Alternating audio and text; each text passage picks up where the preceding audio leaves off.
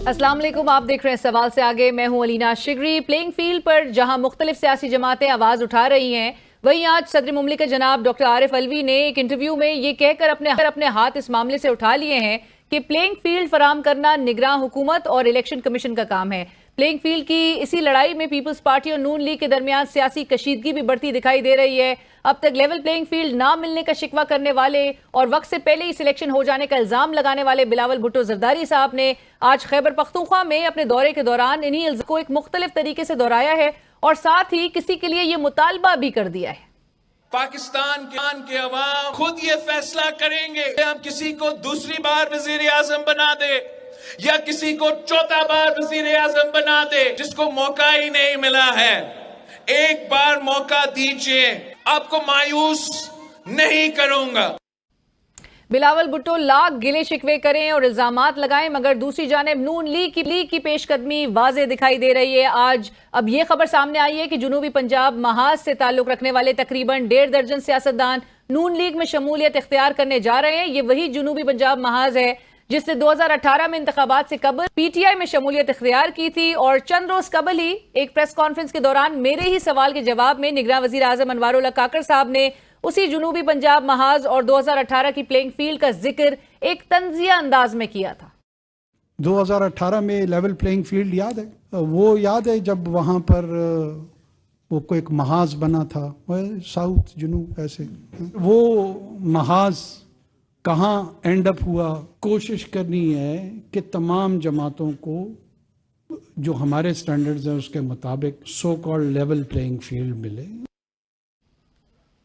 2023 में बनने वाली प्लेइंग फील्ड दुरुस्त है या फिर 2018 वाली प्लेइंग फील्ड सही थी, ये फैसला तो अब आने वाले दिनों में ही होगा। मगर प्लेइंग फील्ड के शोर शराबे में एक नए मॉडल की भी बात हो रही है और वो मॉडल है कौमी मफाहमती हुकूमत का। इस मॉडल को साबिक वफाकी वजीर जनाब मोहम्मद अली दुरानी साहब इस तजवीज़ के साथ आगे बढ़ा रहे हैं कि अगले 5 साल के लिए अपोजिशन के बगैर काम करने वाली एक कौमी हुकूमत तश्कील दी जाए जिसकी काबीना की तादाद 30 से जायद ना हो। इस हवाले से दुरानी साहब की मुख्तलिफ सियासी शख्सियात के साथ हालिया दिनों में एक डायलॉग करवाने के लिए मुलाकातें भी हुई हैं, जिनका अभी तक कोई हतमी बहरहाल नतीजा तो नहीं सामने आया। बज़ाहिर कौमी हुकूमत का मॉडल सियासी डायलॉग जो है वो एक तजवीज़ तक ही महदूद नज़र आ रहा है अब तक, और अभी तक दुरानी साहब को इसको एक ठोस शक्ल देने में नाकाम बहरहाल नज़र आ रहे हैं। इसके साथ साथ ही आज के प्रोग्राम में नाज़रीन हम बात करेंगे चेयरमैन पीटीआई की जानिब से साइफर केस में अपने जेल ट्रायल के खिलाफ दायर की गई इंट्रा कोर्ट अपील की समाअत इस्लामाबाद हाई कोर्ट में हुई है, जिसके बाद अदालत ने साइफर जेल ट्रायल पर जारी किए गए हुक्म इम्तना में 20 नवंबर तक तौसीह कर दी है। ये समाअत इस लिहाज से अब काफ़ी दिलचस्प हो चुकी है कि मीडिया पर गुज़िश्ता रोज़ रिपोर्ट होने वाले अपने फैसले में इस्लामाबाद हाई कोर्ट के चीफ जस्टिस आमिर फारूक ने जेल ट्रायल की एक मुनफरिद कानूनी तशरीह पेश की है और ये रिमार्क्स दिए हैं कि जेल ट्रायल भी एक लिहाज से ओपन ट्रायल ही होता है। आज के प्रोग्राम में हमारा फोकस इन अहम सवालात पर रहेगा कि अगला वजीर आजम बनने के लिए खुद को मौका दिए जाने का मुतालबा बिलावल भुट्टो किस से कर रहे हैं? क्या बिलावल भुट्टो को ये यकीन हो गया है कि अगली सिलेक्शन हो गई है? बलूचिस्तान अवामी पार्टी और जुनूबी पंजाब महाज के जरिए ही नई प्लेइंग फील्ड सेट की जा रही है। क्या सिंध निगरान हुकूमत सुप्रीम कोर्ट में सिविलियंस के फौजी अदालतों में ट्रायल के फैसले को चैलेंज करने की मजाज है? और क्या साइफर केस की समाअत ओपन कोर्ट में होगी? बिलावल भुट्टो साहब के आज की बयान और जो सियासी सूरत हाल है उस हवाले से गुफ्तगू करेंगे। हमें ज्वाइन कर रहे हैं सीनियर सहाफ़ी तज्ज़ियाकार आमिर इलियास राना साहब। आमिर साहब अस्सलाम वालेकुम, बहुत शुक्रिया हमें ज्वाइन करने के लिए। आमिर साहब, सबसे पहले तो बिलावल भुट्टो साहब ने जो आज तकरीर की है और उनका ये कहना कि 2 से 3 दफ़ा बारियां लेने वालों के बजाय उनको मौका दिया जाए, आज वो ये स्ट्रेस करे थे इस बात पे कि अवाम को फैसला करने दिया जाए। बिलावल साहब का आप क्या समझते हैं कि नवाज शरीफ साहब के वजीर आजम बनने का पेशगी एतराफ इसको समझा जाए या फिर हम भी तो पड़े हैं राहों में वाला मामला है? दोनों चीजें बिल्कुल अलीना मौजूद हैं इसमें, लेकिन ये तब बात होती जब उन्होंने 70 साल वाली बात की तो वो अपने वालिद साहब की रिटायरमेंट का नोटिफिकेशन लेके आते कि अब सियासत सिर्फ मैं करूंगा। तो वो बहुत अच्छी तरीके से इस केस को प्लीड कर सकते थे और मैं समझता हूं कि नौजवानों को आना भी चाहिए। लेकिन मेरी बड़ी उम्मीद थी 2018 के इलेक्शन के बाद से लेके और अब तक कि ये पीपल्स पार्टी को सिंध के अंदर एक ऐसा मंसूबा देंगे, वजीर आला मर्जी का लेके आए और मेरा ख्याल था कि अंदरूनी सिंध में ये काया पलट देंगे اور بہترین ہوگا اور یہ لے کے آئیں گے کہ جی یہ میں نے سندھ کا حل کیا ہے، بہترین بنا دیا ہے، اب میں پورے پاکستان کا کروں گا. اگر یہ وہ ماڈل دیتے نا تو یہ بہت آگے ہوتے. لیکن افسوس کی بات یہ ہے کہ یہ شہباز سپیڈ کی بات کراچی میں مانگ رہے تھے چند ماہ پہلے. آپ کو یاد ہوگا بالکل یاد ہے کہ کراچی میں ہمیں آج بھی ٹینکر سے پانی ملتا ہے، جبکہ سارے پیسے ان کو ملتے ہیں. 18ویں ترمیم کا کلیم کرنے والے کہ جی ہم نے سارے اختیارات صوبوں کو دیے، وہ پیسے کہاں گئے اس اختیار کے تحت جو آئے؟ میرا سوال ہے وہ یونیورسٹیاں، وہ روڈ انفراسٹرکچر جہاں پہ اندرون سندھ میں چلے جائیں جو تباہی ہے اس کا کیا کریں؟ جو نقل ہو رہی ہے امتحانات میں، جو نوکریوں کے بکنے کی آوازیں ہیں، یہ کیوں نہیں چینج کر سکے؟ کہ لوگ کہتے ہیں 15 سال میں آپ نے کیا دیا. میں کراچی کی بات ہی نہیں کر رہا، کراچی میں تو نہ چاہتے ہوئے بھی انہیں کچھ نہ کچھ کرنا پڑتا ہے. پچھلے الیکشن میں بھی کرنا پڑا تھا اور اس الیکشن سے پہلے بھی کراچی کو فیس اپ لفٹنگ کی ہے، لیکن مسائل وہاں پہ بھی حل نہیں ہوئے. بلاول بھٹو کو امید بننا چاہیے کہ ہماری ینگسٹر کی عادت آ رہی ہے، لیکن انہوں نے ماڈل نہیں کوئی دیا. وہ گفتگو کر رہے ہیں لیکن یہ صرف گفتار کے غازی والی بات ہو رہی ہے. عمل کے اگر وہ ہوتے نا کہ جی سندھ میں نے یہ کیا ہے تو یقین مانے یہ پاکستان کے لیے ایک اچھا ہوتا. میرے ذہن میں یہ تھا کہ جیسے پیپلز پارٹی کی 2008 میں گورنمنٹ بنی اور راجہ پرویز اشرف نے ان کو ڈبو دیا یہ کہہ کے کہ 31 دسمبر کو لوڈ شیڈنگ ختم ہو جائے گی، اور انہوں نے ایک قدم بھی نہ اٹھایا اور تباہی ہو گئی ان کی. تو یہ ان سے سبق سیکھتے ہوئے ایسا کریکٹر شو کریں گے، ایسا عملی سیاست کا نمونہ دیں گے کہ جو ان کے والد صاحب نہیں کر سکے تھے یہ اس کو سنبھال لیں گے. بٹ عامر صاحب آپ کے خیال میں بلاول صاحب اب یہ ریئلائز کر چکے، کیونکہ آج ان کی تقریر میں ایک فرسٹریشن، ایجیٹیشن نظر آ رہی تھی عوام کے حوالے سے. وہ کہتے کہ جی عوام کو سلیکٹ کرنے دیں، عوام کا لاڈلا ہونا چاہیے. تو کیا اس سے یہ بھی اخذ کیا جائے کہ جو جاوید لطیف صاحب کے بقول کہ ان کی سلیکشن کمیٹی نے سی وی مسترد کر دی ہے، تو آؤٹ آف فرسٹریشن وہ اس سلیکشن کو ریورس کرنا چاہتے ہیں اور عوام کو سلیکٹ کرنے کے لیے وہ مطالبہ کر رہے ہیں؟ دیکھیں جی، میں جاوید لطیف صاحب کی بات نہیں کر رہا، میں تو اپنی بات کروں گا. اور وہ یہ ہے کہ یہ جو نون لیگ سے لیول پلینگ فیلڈ مانگی جا رہی تھی وہ بھی اسٹیبلشمنٹ سے مانگی جا رہی تھی. آپ نام نہیں لے رہے کھل کے کہ ہمیں پرابلم ان کو کیا آ رہا ہے. دیکھیں جب بی اے پی کے قدوس بدنجو صاحب نے ان کو خط لکھا زرداری صاحب کو، جی ہم آپ کے ساتھ نہیں آ رہے، آئی پی پی انہیں نہ ملی، پی ٹی آئی پارلیمنٹیرین انہیں نہ ملی، تو وہ جو خواب تھا جس کی فرسٹریشن کی آپ آج بات کر رہی ہیں اور خود انہوں نے بھی کی، یہ وہ خواب تھا وزیر اعظم بننے کا. تو انہیں اگر عوام کے پاس جانا تھا تو یہ ان پارٹیوں کے چکر میں کیوں تھے؟ انہیں سندھ کے اندر ڈیلیوری دینی چاہیے تھی اور یہ ماڈل لے کے آتے. دیکھیں ایک طرف بزدار موجود تھے، ایسے میں اگر یہ تھوڑا سا بھی ڈیلیور کرتے تو ان کی واہ واہ ہو جاتی. شہباز شریف کہیں آ رہے ہوتے اور لیکن یہ نہیں کر سکے.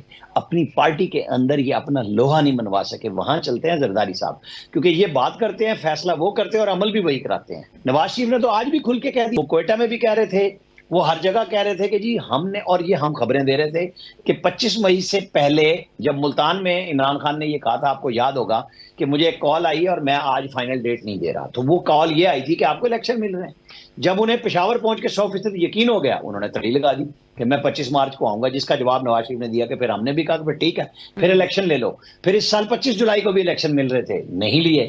ہم پھنس گئے نا سارے کے سارے ان سیاستدانوں کے بیچ میں. نہ ان کو کوئی بٹھانے والا ہے، نہ یہ آپس میں بیٹھنے والے ہیں. اور خراب کون ہو رہا ہے؟ عوام. مہنگائی کے پس رہا ہے عوام. ان بڑے لوگوں کو کوئی فرق نہیں پڑتا. یہ آپ اور ہم ہیں جو قائد اعظم کے نوٹ کی تنخواہ لیتے ہیں. ان کے ڈالر، یورو، پاؤنڈ ختم ہی نہیں ہوتے ہیں. ان کو مہنگائی سے کوئی اثر نہیں ہے. میں نے شوکت عزیز سے ایک دفعہ پوچھا تھا کہ یار یہ چینی اتنی مہنگی ہوگی، کہیں گے $1 کے برابر ہے نا. تو مجھے ذہنی طور پہ پتہ لگ گیا بھائی یہ تو ڈالر میں ہی کھیلیں گے، ڈالر سے ہی بات کریں گے. بس ہمارے ذمہ میں قائد اعظم کا نوٹ لگا ہوا ہے. یہ وہی ساری چیزیں آ رہی ہیں. اچھا جی، اس کے بدلے میں کیونکہ ان کے پاس انویسٹمنٹ، پروفٹ سارے اس کے اندر ہیں، اور ان کے نفع میں نقصان ہو تو ان کو تکلیف ہوتی ہے. یہاں تو نفع ہی نفع ہے نا. جیسے ہمارے بینکس پہ اس دفعہ جو لگا ہے وہ 50 بلین کا ٹیکس جو کل کیبنٹ نے اپروو کیا ہے کہ آپ لوگوں نے اتنا پیسہ کما لیا ہے کہ آپ ہمیں ٹیکس دیں، ورنہ وہ لوگوں کے اوپر ڈائریکٹ چلا جاتا. اب وہ بینک پھنس گئے ہیں، اسٹیٹ بینک کروا لے گا عمل درآمد. مطلب ہونا بھی یہی چاہیے کہ جو عمرہ ہیں ٹیکس ان کی طرف جانے چاہیے. یہاں کمال ہے، آئی ایم ایف کہتا ہے یار امیر لوگوں پہ لگاؤ، یہ ہمیں ڈھونڈ ڈھونڈ کے پکڑتے ہیں تنخواہ دار کو. سب سے پہلے تو ان کی گردن پکڑ لو. بالکل. عامر صاحب اب ذرا یہ جنوبی پنجاب محاذ والی ذرا گفتگو کرتے ہیں، جو ایک بار پھر یہ جنوبی پنجاب کی بازگشت سنائی دے رہی ہے اور بڑی پوری شدت سے سنائی دے رہی ہے. آج جو خبر سامنے آئی جنوبی پنجاب محاذ کے تقریباً کوئی 1.5 درجن سے زائد الیکٹیبلز نون لیگ میں جا رہے ہیں. اب کیا یہ وہی 2018 والی پلینگ فیلڈ جو ہے وہ اس دفعہ پی ٹی آئی سے لے کر نون لیگ کو دی جا رہی ہے آپ کے خیال میں؟ دیکھیں بات یہ ہے کہ انہیں الیکٹیبلز کو یہ دیکھنا ہوتا ہے کہ وہ کہاں جا سکتے ہیں, ان کو کیا فائدہ ہوگا. پہلے کے پی جو بلوچستان میں گئے تھے ان کو میں کہتا ہوں وہ لوٹے اس لیے ہوئے تھے کہ وہ پارٹی میں موجود تھے نون میں اور وہ بی اے پی بنا گئے. اب وہ لوٹ کر آئے ہیں بلوچستان اور وہ منتخب لوگ نہیں ہیں اور وہ پی ایم ایل این میں آ گئے. ان کو پی ایم ایل این نے بھی بڑی خوبصورتی کے ساتھ جا کے سنبھال لیا کہ ہمیں چاہیے. اسی طرح پنجاب کے اس وقت محکمہ زراعت نے کام دکھایا تھا آپ کو ہمیں پتا تھا. ایک وہ سرتا پاج چیئرمین تھے جو نیب کی پریس ریلیز جاری کرتے تھے اور اس کے بعد جنوبی پنجاب والے محاذ والوں کو وہ لے کے آتے تھے ڈالوں میں جہانگیر ترین کے گھر اور پھر ویگو ڈالے جن کو کہتے ہیں. تو عامر صاحب اس بار فرق ویسے کیا دیکھ رہے ہیں کہ پہلے جہاز میں آ جاتے, پہلے جہاز میں لے کر آیا جاتا تھا, ابھی خود چل کے جا رہے ہیں میاں صاحب, تو فرق صرف اتنا ہی ہے؟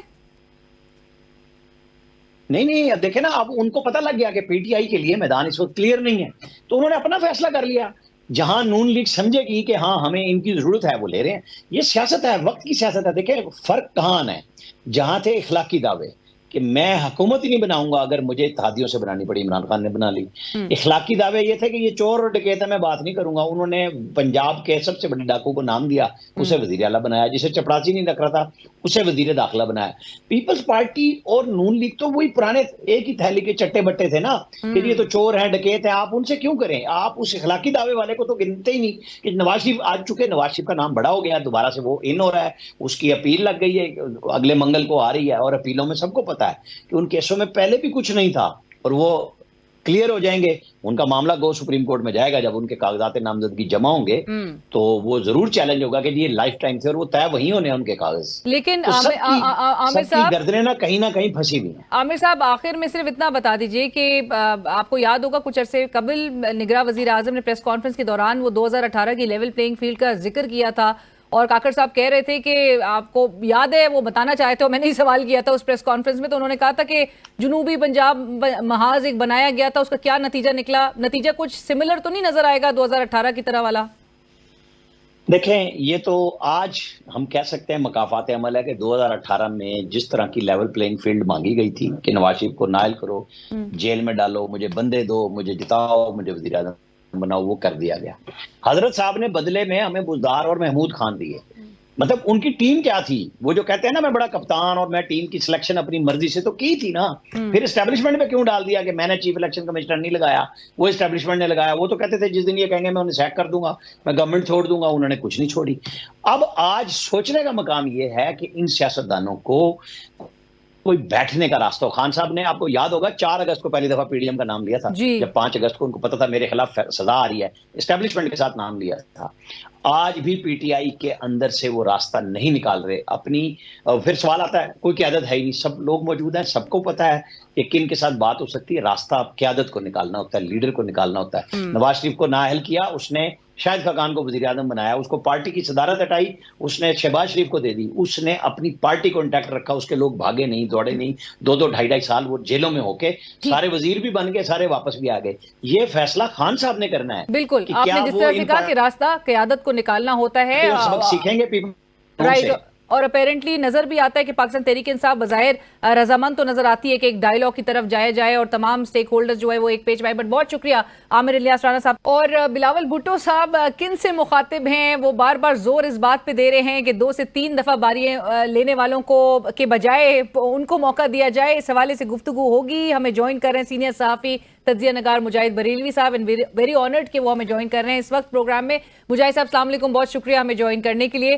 مجاہد صاحب, بلاول بھٹو صاحب جو آج تقریر کر رہے تھے اور کے پی کے دورے پہ ہیں, پھر وہ کوئٹہ بھی وزٹ کریں گے, ان کا بار بار یہ کہنا کہ فیصلہ عوام کو کرنے دیں, کیا وہ ہمیں یہ بتا رہے ہیں کہ بلاول صاحب کے نزدیک سلیکشن ہو چکی ہے اور اب سلیکشن کو ریورس کرنے کے لیے وہ یہ مطالبہ کر رہے ہیں کہ یہ سلیکشن عوام کو کرنے دیں؟ دیکھیں, آپ تو ماشاءاللہ آپ بھی ایک سینئر جرنلسٹ اینالسٹ پاسٹ کو بھی جانتی ہیں. یہ کیوں یہ سمجھتے ہیں, میں ابھی تھوڑے دن پہلے کہہ رہا تھا کہ کیا غالباً یہ اگست کو گئے نا, میرے خیال ہے جو 18 ماہ میں بلاول صاحب نے اپنے والد کے ساتھ جاتی عمرہ میں لاہور میں یعنی وہ میاں صاحب کے گھر میں, یا انہوں نے اتنے گھر میں کھانے کھائے ہوں گے, شاید اپنے گھر میں نہیں کھانے کھائے ہوں. جتنی جھپیاں انہوں نے 18 ماہ میں ڈالی ہیں ایک دوسرے کے ساتھ نہیں ہے. مجھے تو حیرت ہوتی ہے, سوری ٹو سے, اگر میرے لیے کوئی کبھی غلط لفظ بھی نکل جائے گا نا آپ کے لیے بھی, اگر تو بعد میں مجھے شرمندگی ہوگی کہ میں آپ کو آگے دکھاؤں. مجھے عجیب غریب سیاست نظر آتے ہیں. آج ان کو خیال آ رہا ہے 18 ماہ شہباز شریف کے ساتھ وزیر خارجہ کی حیثیت سے 2 قدم پیچھے چل کر، جبکہ وہ شہید محترمہ بے نظیر بھٹو کے بیٹے شہید ذوالفقار علی بھٹو کے نواسے تھے، کہ وہ اس طرح کی اب باتیں کریں. بھائی آپ 18 ماہ گورنمنٹ میں رہیں، پورے رہیں، آپ کی تمام کیبنٹ رہی ہے، آپ نے کتنے وزٹ کیے تو مجھے کریکٹ کر دینا، غالباً کو کہتا ہے کوئی 18 ماہ میں کوئی 42-50 وزٹ کیے ہیں. تو آپ ہر وقت تو ساتھ رہے. اب آپ کو یاد آ گیا، آج تو میں پڑھ رہا تھا، کہہ رہے تھے کہ یہ 70 سال کے بابے، مجھے نہیں پتا کہ رضائی صاحب کی عمر کتنی ہے، تم بتاؤ 70 سال ہو گئے یا نہیں ہو گئے؟ نہیں ہو گئے جی ایسا ہی ہے کہ بابے گھر بیٹھے ہیں. ان کے ساتھ تو قائم علی شاہ بھی ابھی تک موجود ہے بھائی، جو ماشاءاللہ اللہ ان کو اور زیادہ زندگی دے، اور سب سے بہت اچھے آدمی تھے، وہ تو 90 سال کے ہیں.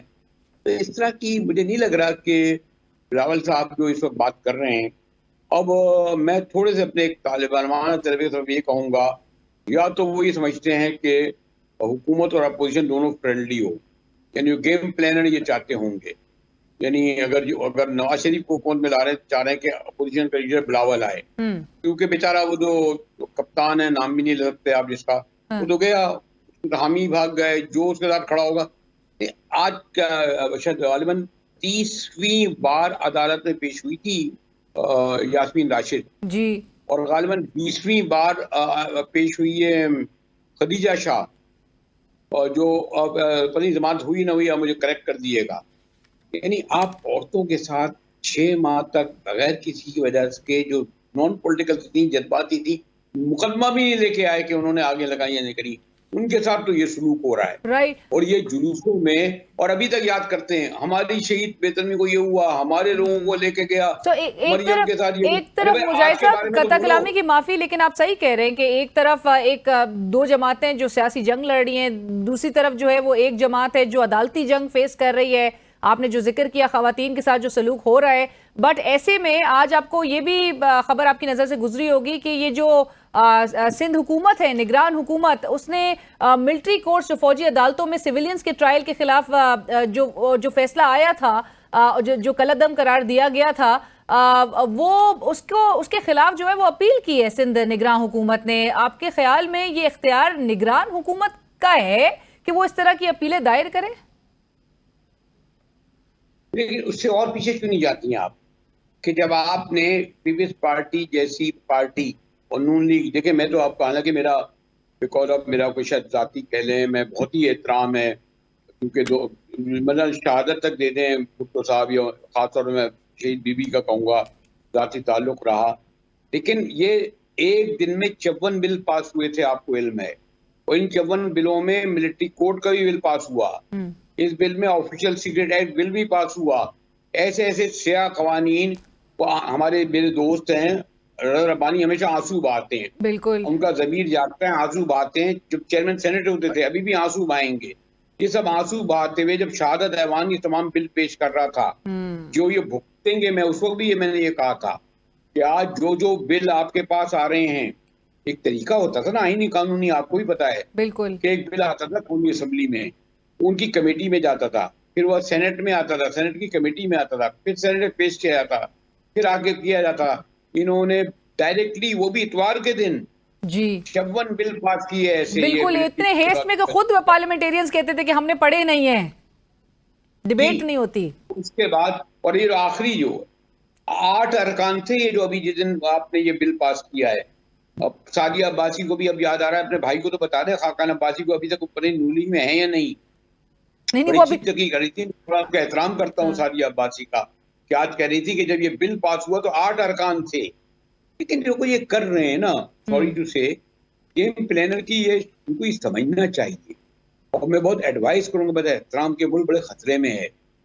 ہم عینی شاہد ہیں بھٹو صاحب کس طریقے سے جو ہے ڈکٹیٹر بنے، پھر ضیاء الحق کا ہم نے دور بھی دیکھا، پھر مشرف کو بھی دیکھا.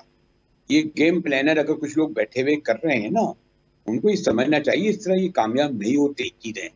ابھی بھی آپ جو گیم پلان کر رہے ہیں اور جس طرح آپ مینج کر رہے ہیں، آپ سے مینج نہیں ہو سکے گا، اور ریزلٹس وہی رہیں گے. مجاہد صاحب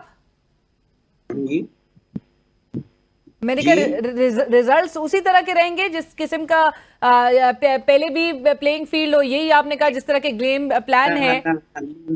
نہیں, نہ یہ 2002 ہے.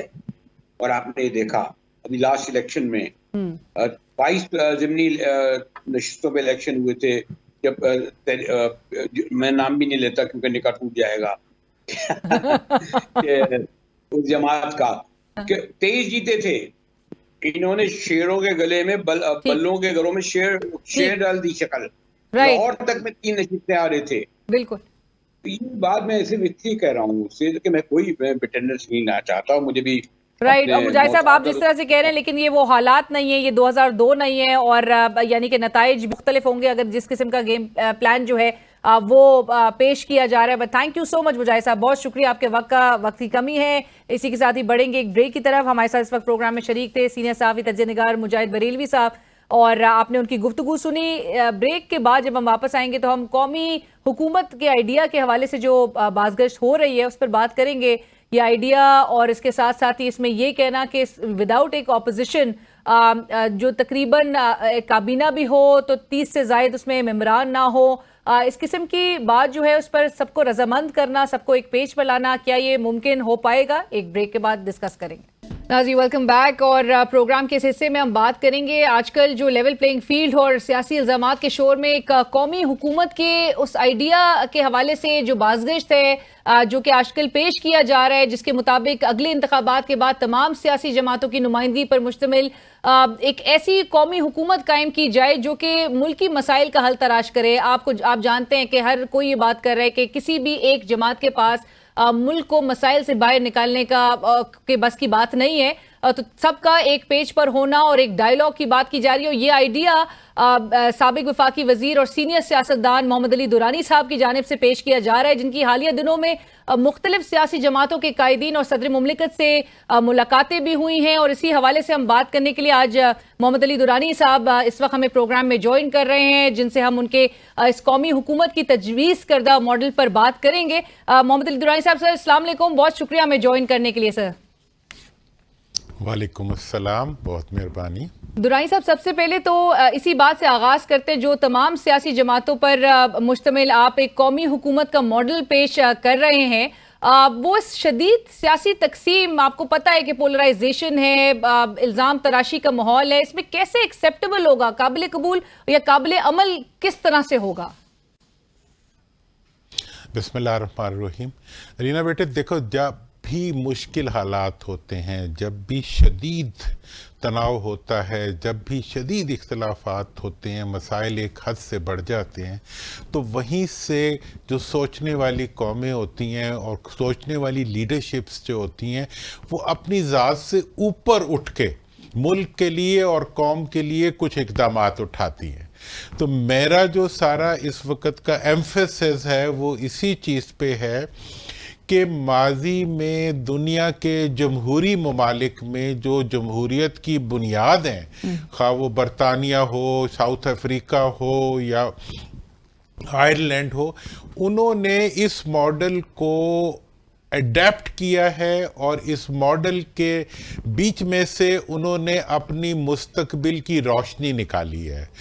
ونسٹن چرچل کی حکومت بنی 44 سے 49 تک, اس کے بعد اب نیلسن منڈیلا کی حکومت بنی 94 سے 96 تک, اور اس میں آپ نے دیکھا کہ, اور دوسری طرف بھی آئرلینڈ کے, شمالی آئرلینڈ میں بھی آپ دیکھیں کہ ایک ایسی تمام ایکسٹریم, اور ایسی میں 20 مثالیں اور دے سکتا ہوں کہ ایک ایکسٹریم تقسیم کی حالت میں لیڈرشپ نے اپنے مفادات سے اوپر بڑھ کے ملک کے آگے بڑھانے کے لیے قدم اٹھایا.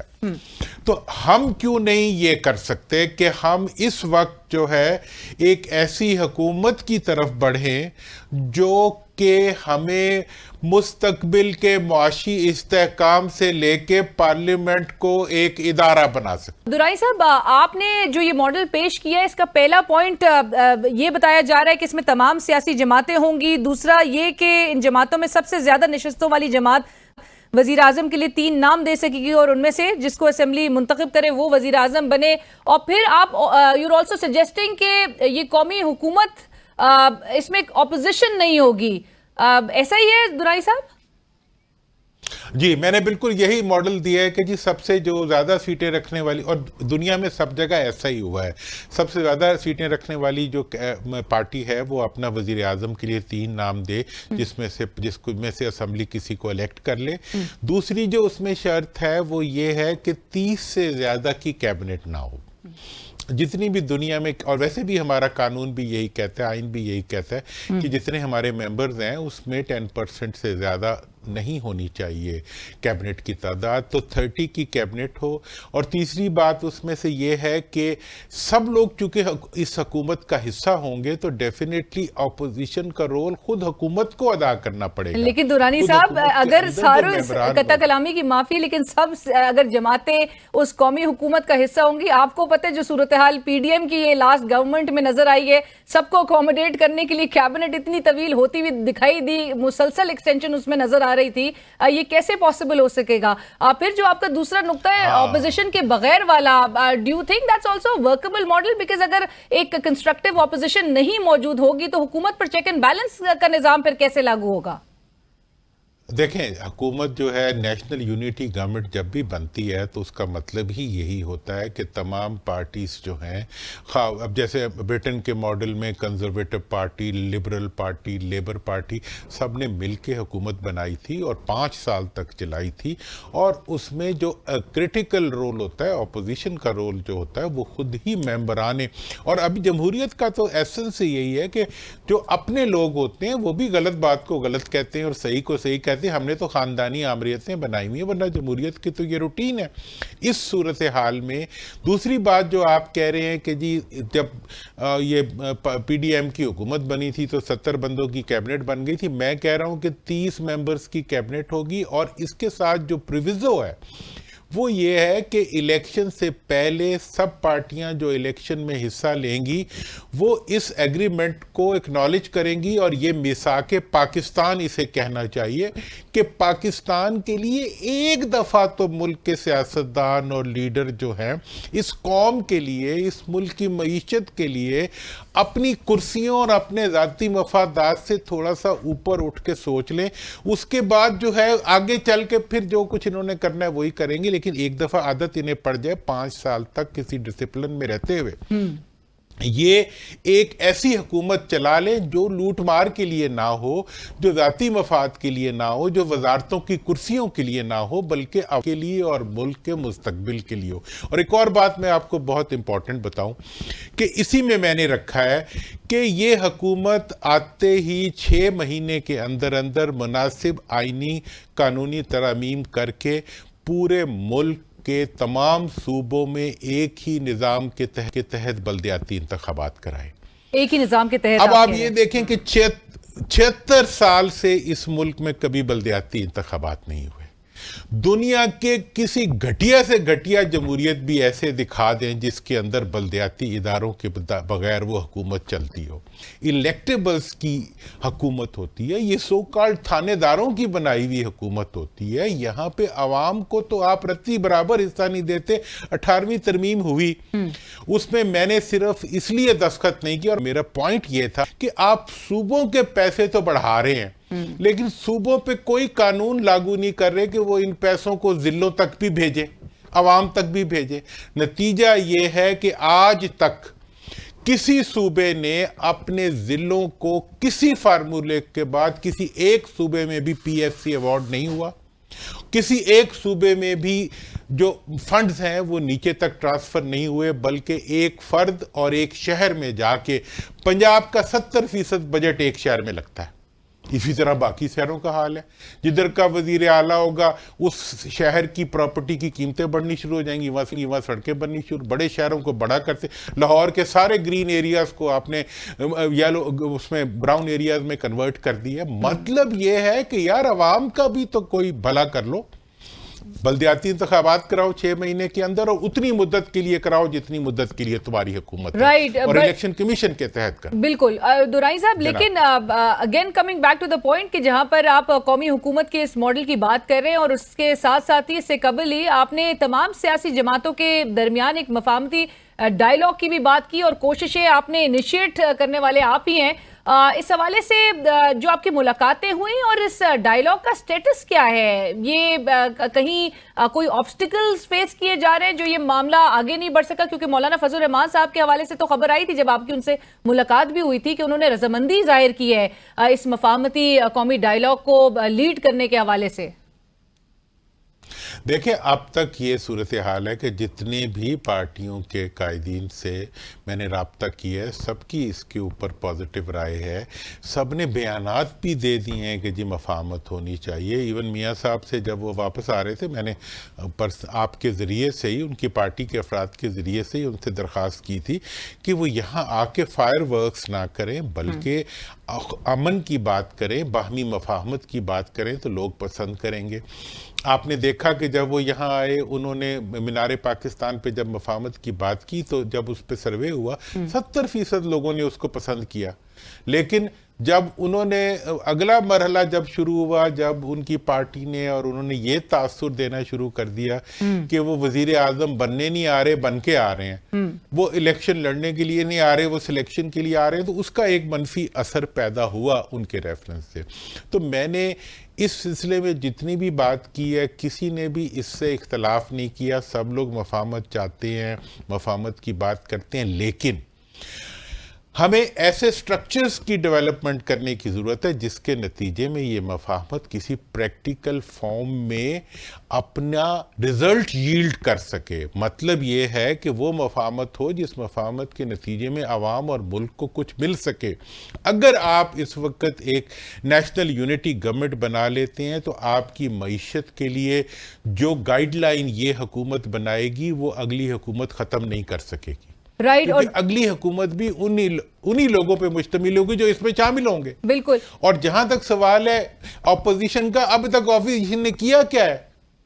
मतलब जो पिछली पीडीएम की हुकूमत में ऑपोजिशन लीडर जो थे वो तो इस वक्त बेचारे खुद जो है वो उनकी टिकट पे इलेक्शन और उस वक्त यही कहा जाता था कि पाकिस्तान तहरीक इंसाफ को असेंबली नहीं छोड़नी चाहिए थी, एक एटलीस्ट एक कंस्ट्रक्टिव ऑपोजिशन का रोल जरूर अदा करते, एक मुतहर्रिक आवाज होती। तो ऑपोजिशन का बहरहाल दुराई साहब असेंबली में होना भी बहुत जरूरी है। बट दुराई साहब आप एक सवाल अगर मुझे आप करने की इजाजत दीजिए, और जो ये सवाल उठाया भी जा रहा है कि मोहम्मद अली दुरानी साहब किन को रिप्रेजेंट कर रहे हैं, आप किसकी नुमाइंदगी कर रहे हैं सर इस मफाहमती डायलॉग के प्रोसेस में? जी मैं तारीख की नुमाइंदगी कर रहा हूँ, मैं जमहूरियत की नुमाइंदगी कर रहा हूँ, मैं जमहूरी रवायात की नुमाइंदगी कर रहा हूँ, मैं इस मुल्क के पिसे हुए गरीब आवाम की नुमाइंदगी कर रहा हूँ, मैं इस मुल्क की मईशत की नुमाइंदगी कर रहा हूँ, मैं इस मुल्क के मफादात की नुमाइंदगी कर रहा हूँ। मैं तो कुछ लेने वालों में नहीं हूँ। मेरे पास जो कुछ भी है या जो मेरी सोच है, अगर इस सोच के अंदर कहीं कोई ज़ाती मफाद का शायबा हो तो आप पॉइंट आउट कर दें, मैं उसको चेंज कर दूंगा। मैं तो एक एक लफ्ज़ तहरीरन मैंने आपकी खिदमत में पेश कर दिया है, उसमें से किसी एक लफ्ज़ के ऊपर अगर कोई एतराज़ कर दे कि जनाब इसमें दुरानी साहब का वैसे ही मुफाद है, मैं ये तो नहीं कह रहा कि सारों को बंद कर दो और मुझे इलेक्शन जिता दो। मैं ये तो नहीं कह रहा कि मेरी पार्टी जो है वो अब जीत के आ रही है तो वो अब जीत के जाएगी। ना मैं ये कह रहा हूँ, ना मैं ये कह रहा हूँ कि किसी एक को ले आओ दूसरे को रोक दो। मेरा ये मानना है कि इस वक्त सब पार्टियों को लेवल प्लेइंग फील्ड देना उन लोगों के ज्यादा हक में है जो इक़्तिदार में आना चाहते हैं। राइट, दुराई साहब मैं इससे मुतालिक भी आपसे एक सवाल करना चाहती हूँ, बट उससे पहले आपके इसी मॉडल में ये जो आप तजवीज़ कर रहे हैं जिस मॉडल के हवाले से, इसमें जो तीसरे फरीक हैं, क्योंकि कहा जाता है डायलॉग प्रोसेस में तमाम स्टेक होल्डर्स का, पावर स्ट्रक्चर के तमाम स्टेक होल्डर्स का ऑन बोर्ड होना जरूरी है, तीसरा फरीक भी ऑन बोर्ड है? देखें, जहाँ तक तीसरे फरीक का ताल्लुक है, वो इस वक्त पाकिस्तान की मईशत की रेस्टोरेशन में एक कंप्लीट इनिशिएटिव को लेके चल रहे हैं। پاکستان کی ایگریکلچر کی ڈیولپمنٹ کے لیے انہوں نے کمپلیٹ انیشیٹو لیا ہوا ہے، جس کو کہ پولیٹیکل لیڈر بھی بیک کر رہے ہیں اور جس کو عبوری حکومت بھی بیک کر رہی ہے، جس کو پی ڈی ایم کی حکومت بھی بیک کر رہی تھی۔ میں تو یہ سمجھتا ہوں کہ اس سٹیک ہولڈر کو بھی آگے بڑھنا چاہیے اور اس چیز کو انشور کرنا چاہیے کہ ان کا اگر کوئی پولیٹیکل ڈیزائن نہیں ہے لیکن ان کا نیشنل ڈیزائن تو ہے نا۔ وہ پاکستان کی معیشت کا استحکام ہی پاکستان کے دفاع کا استحکام ہے۔ آج کل جنگیں جو ہے وہ معیشت کی جنگیں ہیں، اب اسلحے کی جنگیں تو کم ہو گئی، معیشت کی جنگ زیادہ ہو گئی ہے۔ ہمارا کیا حال ہے کہ اس وقت ہم انڈیا اور بنگلہ دیش کے مقابلے میں ایک رسوائی کا نشان بن گئے۔ کون ہے وہ بنانے والے؟ ہمیں پتہ ہے کون ہے۔ اب یہ ہے کہ ان کو کسی ڈسپلن میں لانے کے لیے میں سمجھتا ہوں کہ تھرڈ سٹیک ہولڈر کو بھی بالکل خود آنا چاہیے اور اپنے سیاسی مفاد سے ہٹتے ہوئے ملک کے قومی مفاد کے اندر جو سیاستدان سب جا کے کسی گیٹ کے سامنے کھڑے ہوتے ہیں آشیرواد کے لیے، انہیں کہو یار آشیرواد تمہیں تب ملے گی جب تم ملک کے لیے کام کرو گے۔ Let's be like this. اگر تمہیں یہی پسند ہے تو یہی لے لو۔ وہ آئے گا جو اکٹھا بیٹھے گا اور ملک کے لیے کام کرے گا اور اس وقت تک کام کرے گا جب تک ملک کی معیشت بحال نہیں ہو جائے گی۔ جی اپوزیشن لیڈر بن کے بھی ہم نے کمائی کرنی ہے، حکومت بنا کے بھی ہم نے کمائی کرنی ہے، ہم نے اپنے بچوں کو پالنا ہے، ہم نے بچوں کی پارٹیاں بنانی ہیں۔ بالکل، اب ملک کا آپ یہ بات کہہ رہے ہیں کہ ملک کا سوچنا چاہیے۔ دونائی صاحب آخر میں صرف اتنا بتا دیجیے، چونکہ آپ اپنے انٹرویوز میں بھی یہ بات تواتر سے کہہ چکے ہیں کہ لیول پلینگ فیلڈ فراہم کرنا نگران حکومت کی ذمہ داری ہے، ان کا مینڈیٹ ہے۔ آپ کو لگتا ہے موجودہ نگراں حکومت یہ کام پوری غیر جانبداری کے ساتھ کرتی نظر آ رہی ہے؟ دیکھیں جی، اس وقت جو ہے یہ کرنا ان کی ذمہ داری ہے۔ اس وقت فیلڈ میں یہ تاثر نہیں پایا جاتا کہ لیول پلینگ فیلڈز اویلیبل ہے، اور اس کے اوپر ایک پارٹی کے علاوہ تمام پارٹیز جو ہیں وہ آبجیکشن کر رہی ہیں۔ میں سمجھتا ہوں کہ اس وقت سب سے بڑی ذمہ داری خود پی ایم ایل این کی ہے کہ وہ اس چیز کو انشور کرے کہ یہ تاثر ختم ہو، کہ وہ سلیکٹ ہو کے آئیں۔ انہیں چاہیے کہ وہ یہ تاثر بنائیں کہ وہ الیکشن لڑنے کے لیے آئیں اور الیکشن لڑیں گے۔ ان کو جو ہے اس وقت یہ تاثر کر کے جو چند الیکٹیبلز کو وہ شامل کر بھی لیں گے، لیکن اس کے نتیجے میں ان کا فیس گہنا جائے گا، ان کی جمہوریت گہنا جائے گی۔ اس وقت نون کو اپنے ہر دیوار پہ اور ہر گھر کے اوپر لکھ دینا چاہیے کہ آؤ اب ووٹ کو عزت دیں۔ اب ان کی باری ہے کہ وہ ووٹ کو عزت دیں، جس کو ڈیمانڈ کر رہے تھے۔ آج موقع آیا ہے کہ وہ ووٹ کو عزت دیں، تو عوام کی رائے کو عزت دینے کا اہتمام کریں، اپنے چہرے پہ وہ سٹگما نہ لگائیں جو نہ اتر سکے۔ اور دونائی صاحب، آپ کا اوپینین، آپ کا اپنا پرسنل اوپینین، کیونکہ یہ امپریشن تو ہے، آپ کا اپنا پرسنل اوپینین اس حوالے سے کیا آپ کو لگتا ہے کہ 2018 والا ماڈل ہی یہ ریپیٹ ہو رہا ہے؟ میرا تو یہ خیال ہے کہ 2018 والا ماڈل اگر ریپیٹ ہوگا تو انجام بھی ریپیٹ ہوگا۔ انجام بھی ریپیٹ ہوگا اگر 2018 والا ماڈل ریپیٹ ہوگا تو انجام بھی ریپیٹ ہوگا۔ اگر وہ ریپیٹ ہوگا تو اس کے نتیجے میں یہ اسمبلی نہیں چل سکے گی۔ آپ نے اگر اسمبلی چلانی ہے، اگر آپ نے جمہوریت چلانی ہے، اور پاکستان اس وقت کی جو بین الاقوامی، علاقائی اور ملکی صورتحال اور ملکی معیشت کے اندر جو ہے یہ افورڈ نہیں کر سکتا کہ اس کے اندر یہ جو انسٹیبلٹی ہے یہ مزید چلتی رہے۔ ہمیں سٹیبل گورنمنٹ چاہیے، ایبسلیوٹلی، اور ہمیں ایک عوام کی پارٹیسپیشن کے ساتھ حکومت چاہیے، ہمیں عوام کے مینڈیٹ کے ساتھ حکومت چاہیے، ہمیں عوام کے احترام کے ساتھ حکومت چاہیے۔ بالکل، اور عوام کے مینڈیٹ کا آپ نے ذکر کیا کہ عوام کے اٹس اباؤٹ ٹائم کہ عوام کے ووٹ کو عزت بھی دینی چاہیے۔ تھینک یو سو مچ دورانی صاحب، بہت شکریہ ہمیں جوائن کرنے کے لیے۔ سابق وفاقی وزیر، سینئر سیاستدان محمد علی دورانی صاحب اس وقت ہم سے بات کر رہے تھے، جنہوں نے ایک قومی حکومت کے حوالے سے تجویز پیش کی ہے۔ اباؤٹ ٹائم ہی سیز کہ تمام سیاسی جماعتیں ایک پیج پہ ایک ڈائیلاگ کے ذریعے آئیں اور ملک کے لیے اس وقت سوچا جائے، نہ کہ اپنے پرسنل انٹرسٹ کو لے کر ہمیشہ حکومتیں جس طرح سے کی گئی ہیں۔ وہ کہہ رہے ہیں میثاق پاکستان کا انہوں نے نام دیا ہے کہ سب اس کے لیے ایک ساتھ اکٹھے ہوں اور ملک کو آگے لے کر بڑھنے کی بات کی جائے، اور عوام کے مینڈیٹ کی جس طرح سے وہ بات کر رہے ہیں کہ عوام کے مینڈیٹ کی، کیونکہ ایک امپریشن ضرور موجود ہے ایک سوائے ایک سیاسی جماعت کے تمام سیاسی جماعتیں اس وقت ایک لیول پلینگ فیلڈ کا مطالبہ کر رہی ہیں پاکستان مسلم لیگ نون. اور چونکہ درانی صاحب is one of those people جو کہ کہہ رہے تھے اور جو کہ بڑا خوشائن سمجھ رہے تھے کہ میاں صاحب جب وطن واپس نہیں آئے تھے تو وطن ان کی واپسی سے متعلق وہ کہتے ہیں بڑے پازیٹیو ہے کہ وہ آ کے سیاست ملک میں کریں گے. اور اب جب کہ وہ واپس آ چکے ہیں تو بہتر ہے کہ وہ ایک سٹگما سے اپنے آپ کو بچائیں کہ جہاں پر وہ ووٹ کو عزت دو کا نعرہ لگاتے تھے اسی کو ریسٹور کرنے کی طرف آئیں اور اسی کو واپس سے عوام کے مینڈیٹ کو احترام کے ساتھ عزت دلوائیں. اسی کے ساتھ ہی بڑھیں گے ایک بریک کی طرف. بریک کے بعد جب ہم واپس آئیں گے سائفر کیس کی جیل ٹرائل سے متعلق بات ہوگی. ایک بریک کے بعد. ناظرین بریک کے بعد خوش آمدید. اور پروگرام کے حصے میں آج اسلام آباد ہائی کورٹ میں عمران خان کی جانب سے سائفر کیس میں اپنے جیل ٹرائل کے خلاف دائر کی گئی انٹرا کورٹ اپیل کی سماعت ہوئی اور عدالت نے پہلے سے جاری کیے گئے حکم امتناع میں 20 نومبر تک توسیع کرتے ہوئے یہ احکامات دیے کہ اگلی سماعت پر فیصلہ محفوظ کر کے جیل ٹرائل کو اوپن ٹرائل میں تبدیل کرنے کا فیصلہ سنا دیا جائے گا. اسی حوالے سے ہمارے ساتھ اس وقت پروگرام میں موجود ہے ماہر قانون اور اس کیس میں chairman P T I Imran Khan کے وکیل سلمان اکرم راجہ صاحب. سلمان صاحب السلام علیکم, بہت شکریہ میں جوائن کرنے کے لیے. سلمان صاحب سب سے پہلے تو یہی جاننے کی کوشش کریں گے کہ آج کس بنیاد پر سائفر کیس میں حکم امتناع میں مزید توسیع جو 20 نومبر تک کی گئی ہے وہ سامنے آئی ہے, اور اٹارنی جنرل صاحب کو تو نگراں وفاقی کابینہ کی طرف سے چیئرمین پی ٹی آئی کے جیل ٹرائل کا نوٹیفیکیشن اور دیگر ڈاکیومنٹس آج پیش کرنا تھی. جی دیکھیے, یہ ایک بڑا بنیادی اصول ہے ہمارے آئین اور قانون کا کہ ٹرائل جو ہے, مقدمہ جو ہے, وہ ایک کھلی عدالت میں چلنا چاہیے جہاں پہ ہر شخص کو, وہ ایک عام شہری ہو یا وہ میڈیا کا کوئی رکن ہو, اجازت ہو آ کے دیکھنے کی کہ کیا ہو رہا ہے. انصاف جو ہے وہ بند کمروں میں نہیں ہوتا, انصاف ہوتا ہوا نظر آنا چاہیے. تو اس بنیادی اصول سے یہاں انہوں نے بتانی کی. جیل ٹرائل اور اوپن ٹرائل کا آپس میں ایک تعلق ہے. جب آپ جیل کو عدالت کا کمرہ متعین کر دیتے ہیں تو ظاہر ہے وہاں لوگوں کی آمد و رفت ممکن نہیں ہوتی. جیل کا اپنا ایک قاعدہ ہے, قانون ہے, جیل میں داخلہ ہر ایک کا تو ممکن نہیں ہے. تو ہماری استدعا یہ تھی کہ انہوں نے پہلے تو یہ پچھلے ہفتے تک ایک چھوٹے سے کمرے میں 10 بائی 12 فٹ کے کمرے میں یہ ٹرائل منعقد کرتے رہے. کسی خاندان کے فرد کو وہاں موجود ہونے کی اجازت نہیں ہوتی تھی, وکلاء بھی بڑی مشکل سے پھنس کے کھڑے ہوتے تھے.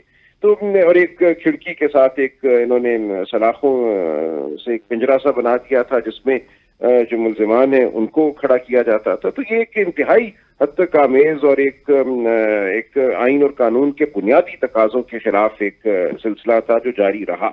اب اس مقدمے میں حکم امتناع کی وجہ سے جو پچھلے ہفتے ہوا, انہوں نے کچھ تبدیلی کی ہے. انہوں نے ایک بڑا کمرہ وہاں متعین کیا ہے عدالت کے لیے, لیکن اس بڑے کمرے کے ساتھ بھی جو ایک کھلی اوپن کچہری کا یا اوپن کورٹ کا تصور ہے وہ حاصل نہیں ہو رہا. کیونکہ کل جب میں خود گیا وہاں جیل ملنے پرسوں تو مجھے 3 گھنٹے لگے داخل ہونے میں اس احاطے میں. اس لیے یہ تمام باتیں عدالت کے سامنے ہیں اور ہماری استدعا یہ ہے کہ آج تک جو کچھ ہوا ہے وہ غیر آئینی, غیر قانونی طریقے سے ہوا ہے. کابینہ نے اب آ کے کچھ تصحیح کرنے کی کوشش کی ہے. جو قانون میں قواعد ہیں جن کے تحت جیل میں ٹرائل ہو سکتی ہے, ان قواعد کو بھی پورا نہیں کیا گیا, ان کے مطابق عمل نہیں ہوا. لہٰذا آج تک کی تمام کارروائی کو ہماری استدعا ہے کہ عدم قرار دیا جائے, اور آئندہ اگر آج سے آگے اگر جیل ٹرائل ہونی ہے تو اس کو پھر ہم علیحدہ دیکھیں گے کہ اس کا کوئی جواز بنتا ہے یا نہیں بنتا. ایک عام عدالت میں یہ مقدمہ کیوں نہیں چل رہا؟ واحد جواز جو پیش کیا گیا حکومت کی طرف سے وہ یہ تھا کہ chairman P T I Imran Khan صاحب کی جان کو خطرہ ہے. یہ ایک لغو ہماری نظر میں ایک مفروضہ ہے. یہ ریاست کی ذمہ داری ہے کہ ایک ملزم کو تحفظ فراہم کرے. جیل سے عدالت تک لے کے جانا یہ ریاست کا فرض ہے. کوئی ایسی چیز ہماری نظر میں نہیں ہے جس کی وجہ سے یہ ممکن نہ ہو. تو یہ تمام معاملات اب عدالت کے سامنے ہیں. ہم مزید استدعا کریں گے اگلی ہیئرنگ پہ, اور پھر جو بھی فیصلہ ہوگا اس کو دیکھیں گے. رائٹ. سلمان صاحب, آج آپ نے جو ذکر کیا, اٹارنی جنرل صاحب نے بھی یہی کہا کہ سائفر کیس میں جیل ٹرائل اوپن ٹرائل ہے. پھر گزشتہ روز جو میڈیا نے جس طرح سے رپورٹ کیا کہ جسٹس عامر فاروق نے جو سائفر کیس میں شاہ محمود قریشی صاحب کی درخواست ضمانت مسترد کرنے کے جو تحریری فیصلہ تھا اس میں یہ لکھا ہے کہ جیل ٹرائل اوپن ٹرائل ہی ہوتا ہے, اور اگر سیکیورٹی خدشات جو آپ مینشن بھی کر رہے ہیں اس کی بنا پر ٹرائل کسی مخصوص جگہ پر ہو تو اس کو کالعدم قرار نہیں دیا جا سکتا ہے. آپ اس جیل ٹرائل کی اس قانونی تشریح سے اتفاق کرتے ہیں؟ नहीं, देखिए वो तो एक सिंगल जज साहब का फैसला है। डीबी का जो फैसला है ये उस पर मुकदम होगा और ये कार्रवाई चल रही है।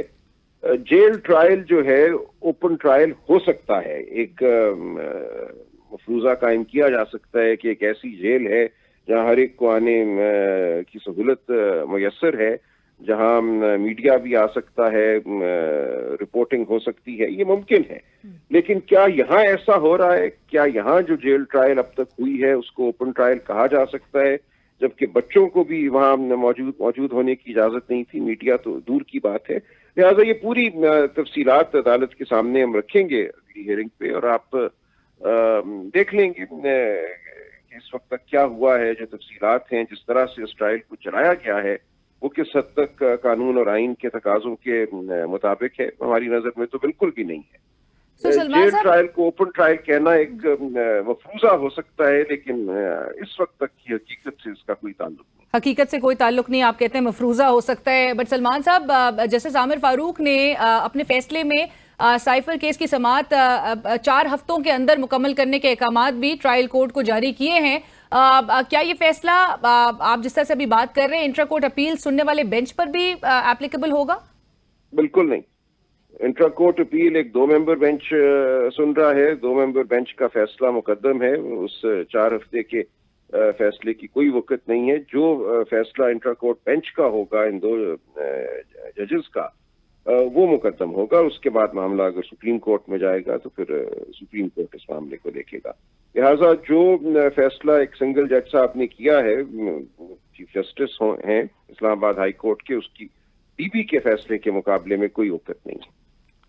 सलमान साहब, आखिर में ऐसा क्यों एक इम्प्रेशन महसूस होता है या लग रहा है कि एक ही अदालत के मुख्तलिफ जज जेल ट्रायल के कानूनी नुक्ते पर मुतजाद तशरी और मौक़िफ़ दे रहे हैं, ये एक इम्प्रेशन प्रिवेल कर रहा है? आप इत्तेफाक करते हैं इससे? जी, जाहिर है जो रवैया रहा सिंगल जज साहब का जेल ट्रायल के हवाले से वो बिल्कुल मुख्तलिफ था, और हमारी नज़र में, इसीलिए हम अपील में आए, हमारी नज़र में वो रवैया दुरुस्त नहीं है, कानून और आइन के मुताबिक नहीं है।